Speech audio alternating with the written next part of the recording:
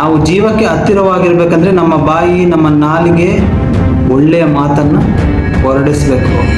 ನಾವು ಮರಣಕ್ಕೆ ದೂರವಾಗಿರ್ಬೇಕಂದ್ರೆ ನಮ್ಮ ನಾಲಿಗೆಯನ್ನು ಸರಿಯಾಗಿ ಇಟ್ಕೊಂಡಿರ್ಬೇಕು. ನಮ್ಮ ರಕ್ಷಕನಾದ ಯೇಸು ಸ್ವಾಮಿ ಹೆಸರಿನಲ್ಲಿ ನಿಮ್ಮೆಲ್ಲರಿಗೂ ವಂದನೆಯನ್ನು ಸಲ್ಲಿಸುವನಾಗಿದ್ದೇನೆ. ಪ್ರಿಯರೇ, ಇವತ್ತಿನ ವಾಕ್ಯ ಭಾಗದಲ್ಲಿ ನಾಲಿಗೆಯ ವಿಷಯದಲ್ಲಿ ಬಹು ಜಾಗರೂಕತೆಯಿಂದ ನಾವಿರಬೇಕೆಂಬ ವಿಷಯವನ್ನು ನಾವು ನೋಡಿಕೊಳ್ಳೋಣ. ಪ್ರಿಯರೇ, ಅರಸನಾದ ದಾವೀದನು 52ನೇ ಕೀರ್ತನೆಯಲ್ಲಿ ಏದೋಮ್ಯನಾದ ದೋಯೇಗನನ್ನು ಕುರಿತು ಮಾತಾಡ್ತಾ ಇದ್ದಾನೆ. ಪವಿತ್ರಾತ್ಮ ಭರಿತನಾಗಿ ಆ ಒಂದು ಕೀರ್ತನೆಯನ್ನು ಬರಿತಾ ಇದ್ದಾನೆ. ಏನಂದ್ರೆ, ದುಷ್ಟಾಧಿಕಾರಿಯೇ, ನೀನು ಕೇಡು ಮಾಡಿ ಹಿಗ್ಗುವುದೇನೋ ಎಂಬುದಾಗಿ.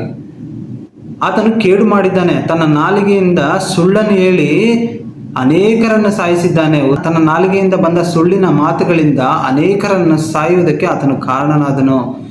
ಏಫೋದನ್ನು ಧರಿಸಿಕೊಂಡಿದ್ದ 80 ಜನ ಯಾಜಕರನ್ನು ನಿರ್ದಯವಾಗಿ ಕೊಂದು ಹಾಕಿದನು. ಈಗ ಕೇಡು ಮಾಡಿ ಆತನು ಹಿಗ್ಗುತ್ತಾ ಇದ್ದಾನೆ. ತನ್ನ ನಾಲಿಗೆಯಿಂದ ಇದನ್ನೆಲ್ಲ ಮಾಡಿದನು. ಯಾಜಕರ ಪಟ್ಟಣವನ್ನೇ ಸಣ್ಣವರ ಮೊದಲುಗೊಂಡು ದೊಡ್ಡವರ ತನಕ ಆತನು ನಾಶ ಮಾಡಿದನು. ಪಟ್ಟಣವನ್ನೇ ನಾಶ ಮಾಡಿದನು. ಇದೆಲ್ಲ ಸುಳ್ಳಿನ ನಾಲಿಗೆಯಿಂದ. ಪ್ರಿಯರೇ, ಏದೋಮ್ಯನಾದ ದೋಯೇಗನು ಸುಳ್ಳನ್ನು ಹೇಳಿದಾನೆ. ಸೌಲನಿಂದ ಬಹುಮಾನವನ್ನು ಪಡ್ಕೊಳ್ಳಿಕ್ಕೆ ದೊಡ್ಡ ಸುಳ್ಳನ್ನು ಹೇಳಿ ಅನೇಕರ ಸಾವಿಗೆ ಕಾರಣನಾದನು. ತಾನು ಬಹುಮಾನ, ದುಡ್ಡು ಏನೋ ಹೊಂದಿರ್ಬೋದು, ಅದಕ್ಕೋಸ್ಕರ ಇಡೀ ಯಾಜಕ ಕುಟುಂಬವನ್ನೇ ನಾಶ ಮಾಡಿದನು. ಪ್ರಿಯರೇ, ಕ್ರೈಸ್ತರಾದ ನಾವು ಬಹು ಜಾಗರೂಕತೆಯಿಂದಿರಬೇಕು. ಜೀವ ಮರಣಗಳು ನಾಲಿಗೆಯ ಮೇಲೆ ನಿಂತಿವೆ.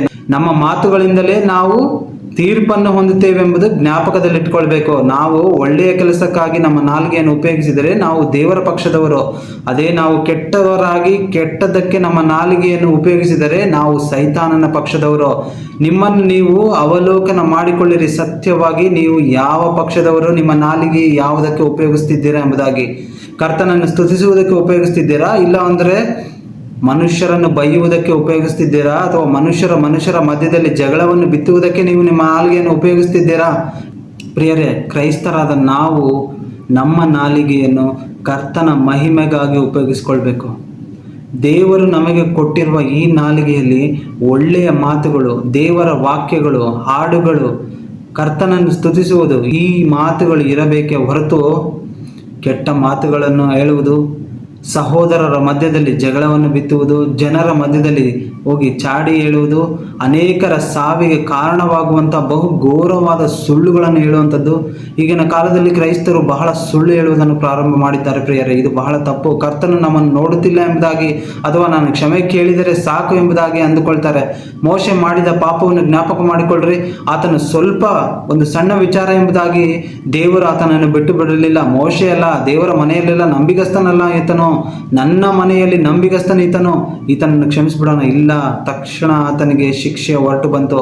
ಅದೇ ರೀತಿ ಪ್ರಿಯರೇ, ಪ್ರತಿಯೊಂದು ವಿಷಯದಲ್ಲಿ ನಾವು ಜಾಗರೂಕತರಾಗಿ ಸತ್ಯವನ್ನೇ ಹೇಳುವವರಾಗಿರ್ಬೇಕು. ಸುಳ್ಳಿಗೆ ಮೂಲ ಪುರುಷನು ಯಾರು ಗೊತ್ತಾ? ಸೈತಾನನು. ಸುಳ್ಳನ್ನೇ ಹೇಳ್ತಾ ಇರ್ತಾನೆ ಆತನು. ಎಲ್ಲರನ್ನು ಹಾಳು ಮಾಡುವಂಥದ್ದು ಆತನ ಕೆಲಸ. ಕಳ್ಳನು ಕದ್ದುಕೊಳ್ಳುವುದಕ್ಕೂ ಹಾಳು ಮಾಡುವುದಕ್ಕೂ ಹೊರತಾನೆ. ಈ ಕಳ್ಳನ ಜೊತೆ ನಾವಿರಬಾರ್ದು. ಪ್ರಿಯರೇ, ನಾವು ಸತ್ಯವಾಗಿ ನಡ್ಕೊಳ್ಬೇಕು. ಎಲ್ಲ ವಿಷಯಗಳಲ್ಲಿ ನಾವು ಸತ್ಯವಾಗಿ ನಡ್ಕೊಳ್ಬೇಕು. ಆದರೆ ಏದೋಮ್ಯನಾದ ದೋಯೇಗನು ಆ ರೀತಿ ನಡ್ಕೊಳ್ಳಿಲ್ಲ. ಆತನು ಸುಳ್ಳನ್ನು ಹೇಳಿದನು. ದಾವೀದನು ಯಾಜಕನ ಹತ್ರ ಬಂದಾಗ ಯಾಜಕನು ಆತನಿಗೆ ರೊಟ್ಟಿಯನ್ನು, ಕತ್ತಿಯನ್ನು ಕೊಟ್ಟು ದೇವರ ವಿಚಾರಣೆ ಮಾಡಿ ಕಳುಹಿಸಿಕೊಟ್ಟನು ಎಂಬುದಾಗಿ ಸುಳ್ಳನ್ನು ಹೇಳ್ತಾನೆ. ಪ್ರಿಯರೇ, ಆದುದರಿಂದ ಸೌಲನು ಆ ಯಾಜಕರೆಲ್ಲರನ್ನು ಕೊಲೆ ಮಾಡಿಸಿದನು. ಈ ಒಂದು ಸುಳ್ಳಿನಿಂದ ಕೊಲೆಯಾಗಬೇಕಾಗಿದ್ದ ಒಬ್ಬ ವ್ಯಕ್ತಿ ಅವರ ಮಧ್ಯದಿಂದ ತಪ್ಪಿಸಿಕೊಂಡು ದಾವೀದನ ಬಳಿಗೆ ಬಂದು ನಡೆದ ಸಂಗತಿಯನ್ನೆಲ್ಲ ಹೇಳ್ತಾ ಇದ್ದಾನೆ. ಅದಕ್ಕೆ ದಾವೀದನು ಆತನು ಹೇಳ್ತಾನೆ, ಅಯ್ಯೋ, ನನ್ನಿಂದ ನಿಮ್ಮ ಸಂಬಂಧಿಕರೆಲ್ಲರೂ ಸತ್ತು ಹೋದ್ರಲ್ಲ, ನೀನು ಹೆದರದೆ ನನ್ನ ಜೊತೆಯಲ್ಲಿರೋ. ನಿನ್ನ ಪ್ರಾಣವನ್ನೇ ತೆಗೆಯಬೇಕೆಂದಿರುವವನು ನನ್ನ ಪ್ರಾಣವನ್ನು ತೆಗೆಯಬೇಕೆಂಬುದ ಇದ್ದಾನೆ ಎಂಬುದಾಗಿ ಹೇಳ್ತಾ ಇದ್ದಾನೆ. ಪ್ರಿಯರೇ, ದಾವೀದನು ಸುಳ್ಳಿನಿಂದ ಎಷ್ಟು ಕೇಡು ಸಂಭವಿಸುತ್ತೆ ಎಂಬುದಾಗಿ. ಅನೇಕ ಸುಳ್ಳುಗಳು ಈಸಿಯಾಗಿ ಮಾತಾಡ್ತಾರೆ. ಮಾತಾಡುವಾಗ ಸ್ವಭಾವಾನುಸಾರವಾಗಿ ಸುಳ್ಳನ್ನು ಹೇಳ್ತಾರೆ. ಸೈತಾನನು ತನು ಮಾತನಾಡುವಾಗ ಸ್ವಭಾವಾನುಸಾರವಾಗಿ ಸುಳ್ಳನ್ನು ಹೇಳ್ತಾನೆ. ಅದೇ ರೀತಿಯಾಗಿ ಎಷ್ಟೋ ಜನ ಮನುಷ್ಯರು, ನಮಗೆ ಮಾತಿನಲ್ಲಿ ಜ್ಞಾನವಿದೆ, ನಮ್ಮ ನಾಲಿಗೆಯಲ್ಲಿ ಶಕ್ತಿ ಇದೆ, ನಾವು ಲೋಕವನ್ನೇ ಜಯಿಸ್ತೇವೆ. ನಮ್ಮ ನಾಲಿಗೆಯಿಂದ ಶಕ್ತಿ, ನಮ್ಮ ಒಂದು ಬಾಯಿಯ ಮಾತಿನಿಂದ, ಬಾಯಿಯ ಒಂದು ಶಕ್ತಿಯಿಂದ ನಾವು ಲೋಕವನ್ನೇ ಗೆಲ್ತೀವಿ, ನಾವು ಯಾವುದ್ರಲ್ಲೂ ಕಮ್ಮಿ ಇಲ್ಲ ಎಂಬುದಾಗಿ ಹೇಳ್ಕೊಳ್ಳುವ ಜನರಿದ್ದಾರೆ. ದಯವಿಟ್ಟು ಹಾಗೆ ನೀವು ಆಗಬೇಡ್ರಿ. ಪ್ರತಿಯೊಂದು ವಿಷಯದಲ್ಲಿ ತಗ್ಗಿಸಿಕೊಂಡು ನಿಮ್ಮ ನಾಲಿಗೆಯಲ್ಲಿ ದೇವರಿಗೆ ಸಂಬಂಧಪಟ್ಟದ್ದೇ ಮಾತ್ರ ಇರಬೇಕು ಹೊರತು ಸೈತಾನನಿಗೆ ಸಂಬಂಧಪಟ್ಟ ಯಾವುದು ನಿಮ್ಮಲ್ಲಿ ಇರಬಾರ್ದು. ನಮ್ಮ ಕರ್ತನಾದ ಯೇಸು ಕ್ರಿಸ್ತನು ಹೇಳ್ತಾ ಇದ್ದಾನೆ, ಇಹಲೋಕಾಧಿಪತಿ ಬರುತ್ತಾನೆ, ಆತನಿಗೆ ಸಂಬಂಧಪಟ್ಟದ್ದು ಯಾವುದು ನನ್ನ ಬಳಿಯಲ್ಲಿಲ್ಲ ಎಂಬುದಾಗಿ. ನಿಮ್ಮಲ್ಲಿ ಎಷ್ಟು ಜನ ಈ ರೀತಿ ಸ್ಪಷ್ಟವಾಗಿ ಹೇಳ್ಬೋತೀರಾ, ನನ್ನ ನಾಲಿಗೆಯಲ್ಲಿ ಸೈತಾನನಿಗೆ ಸಂಬಂಧಪಟ್ಟ ಯಾವ ಮಾತುಗಳು, ದುರ್ಭಾಷೆಗಳು, ಕೆಟ್ಟ ಪದಗಳು ಇಲ್ಲ. ಬೇರೆಯವರಿಗೆ ಚಾಡಿ ಹೇಳುವುದಕ್ಕೆ ನನ್ನ ನಾಲಿಗೆಯನ್ನು ನಾನು ಉಪಯೋಗಿಸಿಲ್ಲ, ಕರ್ತನ ಮಹಿಮೆಗಾಗಿ ನನ್ನ ನಾಲಿಗೆಯನ್ನು ಉಪಯೋಗಿಸ್ತಿದ್ದೇನೆ ಎಂಬುದಾಗಿ ಎಷ್ಟು ಜನ ಧೈರ್ಯವಾಗಿ ಹೇಳಬಲ್ಲರು. ನಾನು ಪ್ರಶ್ನೆ ಮಾಡ್ತಿದ್ದೇನೆ ಪ್ರಿಯರೇ, ದಯಮಾಡಿ ನೀವು ಸೈತಾನನ ಸಂಗಡ ಇರಬೇಡ್ರಿ, ದೇವರ ಸಂಗಡ ಇರ್ರಿ. ನಿಮ್ಮ ನಾಲಿಗೆಯನ್ನು ಕರ್ತನಿಗಾಗಿ ಉಪಯೋಗಿಸಿರಿ, ಕರ್ತನ ಮಹಿಮೆಗಾಗಿ ಉಪಯೋಗಿಸಿರಿ ಹೊರತು ಸೈತಾನನಿಗೆ ಉಪಯೋಗಿಸಬೇಡ್ರಿ. ಈ ಏದೋಮ್ಯನಾದ ದೋಯಗನು ತನ್ನ ನಾಲಿಗೆಯನ್ನು ಸೈತಾನನಿಗೆ ಕೊಟ್ಟು ದುಷ್ಟಾಧಿಕಾರಿಯೊಂದಿಗೆ ಸೇರಿಕೊಂಡು ಕೇಡು ಮಾಡಿ ಸಂತೋಷ ಪಡ್ತಾ ಇದ್ದಾನೆ. ಅದಕ್ಕೆ ದಾವೀದನು ಹೇಳ್ತಾ ಇದ್ದಾನೆ, ದೇವರು ನಿನ್ನನ್ನು ಜೀವಲೋಕದಿಂದ ಕಿತ್ತು ಬಿಡ್ತಾನೆ ಎಂಬುದಾಗಿ. ಕೀರ್ತನೆಗಳು 52ನೇ ಅಧ್ಯಾಯ 5ನೇ ವಚನ ನಾನು ಓದ್ತೇನೆ ನೋಡ್ರಿ ಪ್ರಿಯರೇ. ದೇವರು ನಿನ್ನನ್ನು ಎಂದಿಗೂ ಹೇಳದಂತೆ ಕೆಡವಿ ಬಿಡುವನು, ನಿನ್ನನ್ನು ಹಿಡಿದು ನಿವಾಸದೊಳಗಿಂದ ಕಿತ್ತು ಬಿಸಾಡುವನು. ಏನಕ್ಕೆ ಈ ರೀತಿ ದಾವೀದನು ಹೇಳ್ತಾ ಇದ್ದಾನೆಂದರೆ, ಆತನ ಮೋಸದ ನಾಲಿಗೆ ಎಂಬುದಾಗಿ 4ನೇ ವಚನದಲ್ಲಿ ಬರೆಯಲ್ಪಟ್ಟಿದೆ. ಮೋಸದ ನಾಲಿಗೆಯಿಂದ ಕೇಡನ್ನು ಬರಮಾಡಿ ಅನೇಕ ಜನರ ಸಾವಿಗೆ ಕಾರಣನಾದನು, ಕೇಡನ್ನು ಬರಮಾಡಿದನು.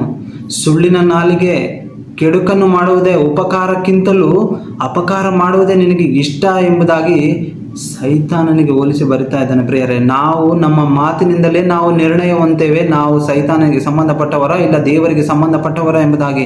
ಈ ಸುಳ್ಳು ಮಾತನ್ನ ದಯಮಾಡಿ ನೀವು ಈಸಿಯಾಗಿ ತಗೊಳ್ಬೇಡ್ರಿ. ಪ್ರತಿಯೊಂದು ವಿಚಾರದಲ್ಲೂ ಸುಳ್ಳು ಹೇಳುವುದುಂಟು.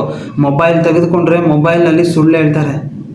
ನಿಮ್ಮ ಮಾತು ಹೌದಾದರೆ ಹೌದು, ಇಲ್ಲವಾದರೆ ಇಲ್ಲ. ಇದಕ್ಕಿಂತ ಹೆಚ್ಚಾದದ್ದು ಸೈತಾನನಿಂದ ಬಂದದ್ದು ಎಂಬುದಾಗಿ ಯೇಸು ಸ್ವಾಮಿ ಹೇಳಿದ್ದಾರೆ. ಇದನ್ನು ಎಷ್ಟು ಜನ ಪಾಲಿಸ್ತಾ ಇದ್ದೀರಾ ಪ್ರಿಯರೇ? ಯಾಕೋಬನು ಬರೆದ ಪತ್ರಿಕೆ 3ನೇ ಅಧ್ಯಾಯ 5ನೇ ವಚನದಲ್ಲಿ ನಾನು ಓದ್ತೇನೆ ನೋಡ್ರಿ. ಹಾಗೆಯೇ ನಾಲಿಗೆಯು ಕೂಡ ಚಿಕ್ಕ ಅಂಗವಾಗಿದ್ದರೂ ದೊಡ್ಡ ಕಾರ್ಯಗಳನ್ನು ಕೊಚ್ಚಿಕೊಳ್ಳುತ್ತದೆ.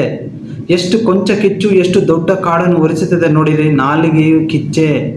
ನಾಲಿಗೆಯು ಅಧರ್ಮ ಲೋಕರೂಪವಾಗಿ ನಮ್ಮ ಅಂಗಗಳ ನಡುವೆ ಇಟ್ಟಿದೆ. ಅದು ದೇಹವನ್ನೆಲ್ಲ ಕೆಡಿಸುತ್ತದೆ. ತಾನೇ ನರಕದಿಂದ ಬೆಂಕಿ ಹತ್ತಿಸಿಕೊಳ್ಳುತ್ತಾ ಪ್ರಪಂಚವೆಂಬ ಚಕ್ರಕ್ಕೆ ಬೆಂಕಿ ಹಚ್ಚುತ್ತದೆ. ಇದು ಮರಣಕರವಾದ ವಿಷದಿಂದ ತುಂಬಿಯದೆ. ನಾಲಿಗೆಯಿಂದ ಕರ್ತನನ್ನು ಕೊಂಡಾಡುತ್ತೇವೆ, ಅದರಿಂದಲೇ ದೇವರ ಹೋಲಿಕೆಗೆ ಸರಿಯಾಗಿ ಉಂಟು ಮಾಡಲ್ಪಟ್ಟ ಮನುಷ್ಯನನ್ನು ಶಪಿಸುತ್ತೇವೆ. ಪ್ರಿಯರೇ, ಯಾಕೋಬನು ಇಲ್ಲಿ ಸ್ಪಷ್ಟವಾಗಿ ಬರಿತಾ ಇದ್ದಾನೆ, ನಾಲಿಗೆಯ ವಿಚಾರದಲ್ಲಿ ನಾಲಿಗೆ ದೊಡ್ಡ ವಿಷಯಗಳನ್ನು ಕೊಚ್ಚಿಕೊಳ್ಳುತ್ತದೆ. ನೀವು ಆಗಿರಬಾರ್ದು. ನಿಮ್ಮನ್ನು ನೀವು ತಗ್ಗಿಸಿಕೊಳ್ಬೇಕು. ಕರ್ತನ ಮುಂದೆ ನಿಮ್ಮನ್ನು ನೀವು ತಗ್ಗಿಸಿಕೊಳ್ಳ್ರಿ, ಆಗ ಆತನು ನಿಮ್ಮನ್ನು ಮೇಲಕ್ಕೆ ತರುವನು ಎಂಬುದಾಗಿ ನೀವು ಓದಿದಿರಲ್ಲ. ಇನ್ನೊಂದು ಸಂಗತಿ ಯಾಕೋಬನು ಇಲ್ಲಿ ಸ್ಪಷ್ಟವಾಗಿ ಹೇಳ್ತಾನೆ ಅಂದರೆ, ನಾಲಿಗೆಯು ಕಿಚ್ಚೆ ಅಂದರೆ ನಾಲಿಗೆಯಿಂದ ನರಕಕ್ಕೆ ಹೋಗಿ ಅನೇಕರನ್ನು ನರಕಕ್ಕೆ ನಡೆಸುವಂಥದ್ದು ಈ ನಾಲಿಗೆ. ಈ ನಾಲಿಗೆಯಿಂದ ಅನೇಕರು ಜೀವವನ್ನು ಪಡ್ಕೊಂಡಿದ್ದಾರೆ. ಇದೇ ನಾಲಿಗೆಯಿಂದ ಅನೇಕ ಜನರು ತಾವು ಕೂಡ ನರಕಕ್ಕೆ ಹೋಗಿ ಅನೇಕರನ್ನು ಅಂದರೆ ಪ್ರಪಂಚವೆಂಬ ಚಕ್ರಕ್ಕೆ ಬೆಂಕಿಯನ್ನು ಹಚ್ಚುತ್ತದೆ. ಅಂದರೆ ಅನೇಕರನ್ನು ನರಕಕ್ಕೆ ಕರೆದುಕೊಂಡು ಹೋಗುತ್ತದೆ ಈ ನಾಲಿಗೆ. ನಾವು ಪರಲೋಕ ಸಂಸ್ಥಾನದವರು. ಎಲ್ಲರಿಗೂ ವಂದನೆಗಳು, ನಮಸ್ಕಾರ.